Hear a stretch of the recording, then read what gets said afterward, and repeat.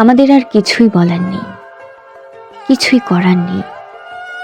যার যার প্রয়োজনীয় দুঃখ নিয়ে নিজেদের বর্ণহীন পুরনো পৃথিবীতে ফিরে আসা ছাড়া। হয়তো মাঝে মাঝে মনে পড়বে জানালার পাশের সিট খালি হলে, অথবা রবীন্দ্রসঙ্গীতের শীত শীত অন্তরায়। যেহেতু পুরনো প্রেম পরিচিত সিনেমার মতো মনে করতে ভালো লাগে। কখনো সখনো দেখা হবে, পায়ের পাতা ঘামলে কিছু একটা টের পাবো। চলে যাব যত দ্রুত চলে যাওয়া সম্ভব।